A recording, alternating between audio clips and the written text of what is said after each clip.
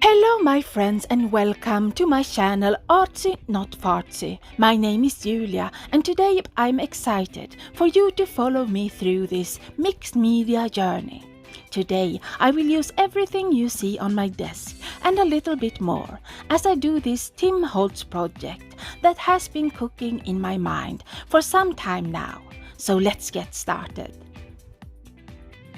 So, I have this panel that is about 11.5 by 6 inches, and this panel will go into one of the biggest vignette boxes from timholtz. I have Distress Collage Medium, some collage paper and 2 packs of ephemera from timholtz.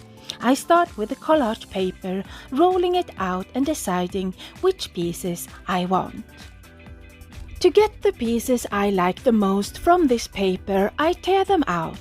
Then I bring out that collage medium and use a brush to glue the pieces in place and seal them with that collage medium.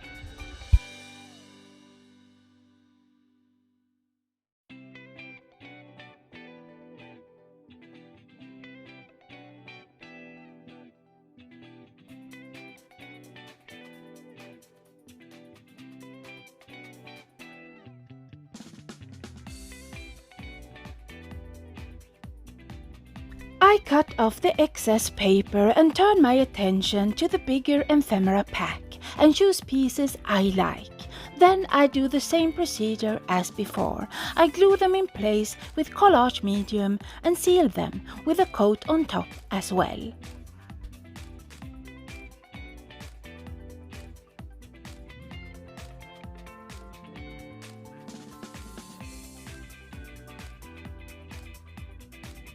I tear some of the pieces up before I glue them down, and then it's time for the pack with a million little pieces, perfect to finish this collage session off.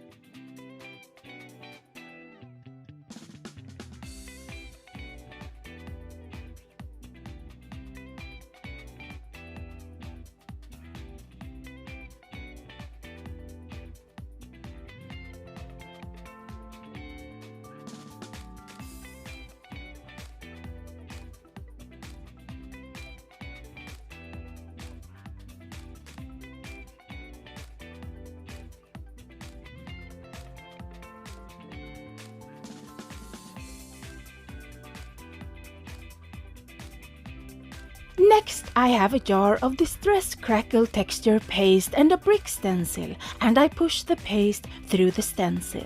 The crackle paste isn't as firm as other pastes, so I don't get a perfect brick pattern. But that's okay, because the texture and crackles of this paste is amazing. You'll see.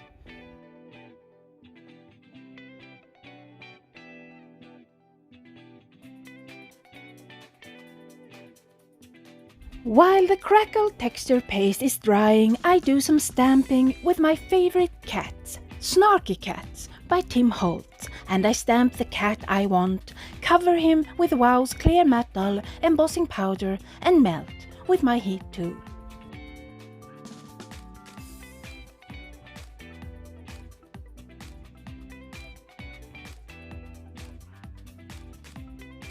So, the crackle paste is dry and I bring out 3 spray inks, Dilution's ground coffee ink spray and Distress Oxide Sprays in weathered wood and salvage patina. To bring out all those yummy crackles, I spray first with the dark brown ink and spray with water so the ink can move into all those crackles, and I do that many times until I'm happy. I sealed all the bits and pieces of paper with collage medium so it's easy to wipe off ink where it doesn't belong. When I'm happy with the dark brown ink, I do the same with the grey, weathered wood and turquoise salvage patina, but I don't dilute the ink as much as before.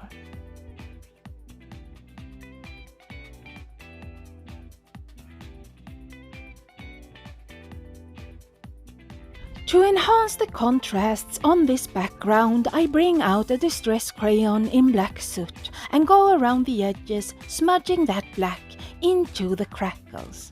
And when I'm done with the edges, I use the same crayon where the crackles and collage meet to bring out the contrast and dimension.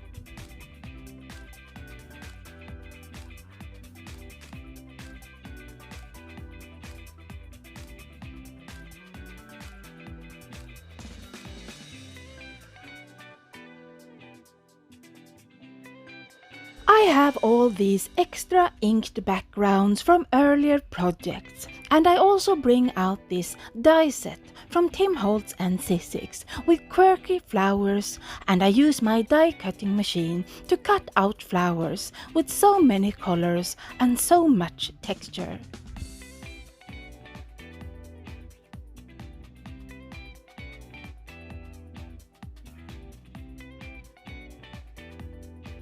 So, let's color this naughty cat with Distress inks in 3 shades of brown. I add the ink from the lightest to darkest and use water on a brush to drag that brown out and achieve some shadows.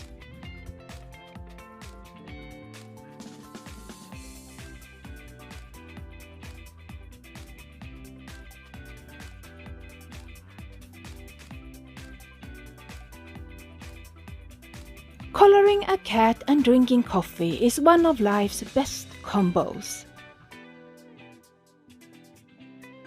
I'm not a big fan of die cutting since I love fuzzy cutting, but when I saw Holtz's butterfly die set, I could not stay away. I don't have enough inky extra background in the right colors, so I decided to do something I love, ink smooshing and die cutting from the smooshed panels. I'm using squeezed lemonade, salvage patina, picked raspberries, peacock feathers and wilted violet. I smoosh the lightest color first, add water and smoosh the panel in the ink. And between every color change, I dry the panels so the colors will layer rather than blend.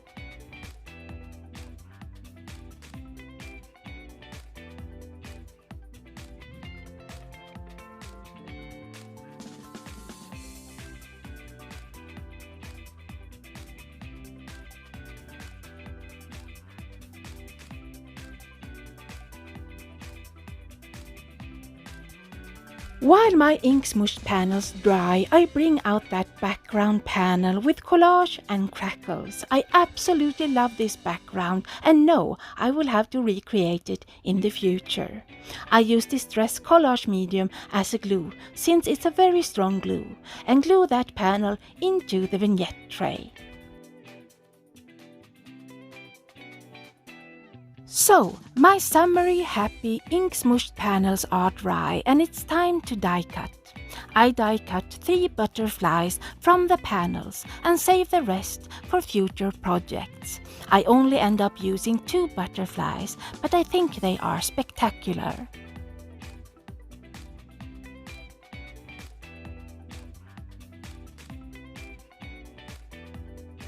These butterflies have many details and layers to make them dimensional.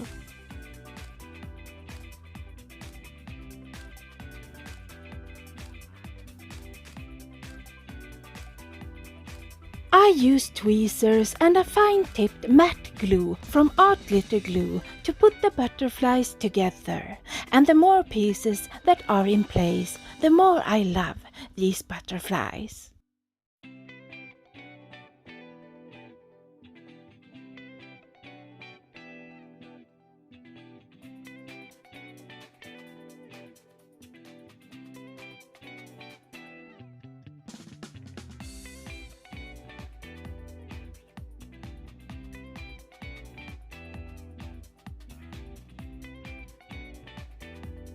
I have this pack of cardboard windows from Holtz. I choose a big window and beforehand I cut strips from regular cardboard boxes to build dimension. I glue the cardboard strips on the back of the window and I glue many more than I show in this video because I'm obsessed with dimension. I want a background that can be seen through my window, so I bring out Distress Oxide inks in Salvage Patina, Uncharted Mariner and Rustic Wilderness, and I blend the inks with brushes until I have a smooth blend. The darkest blue, Uncharted Mariner, is a new color and it is beautiful.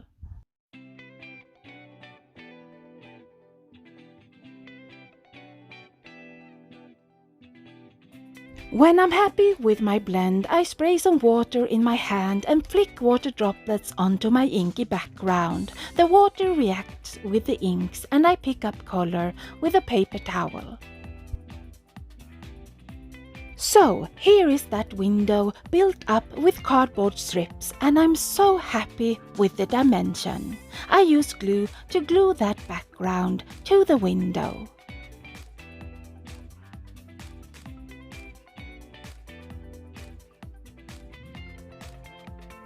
Next is sentiments, and this time I knew which sentiments I wanted before I started crafting, and they are from the same Snarky Cat stamp set saying, "In my defense, I was left unsupervised, and don't judge me." I stamp the sentiments and cover with that same Wow Clear Matte Dull embossing powder and melt the powder.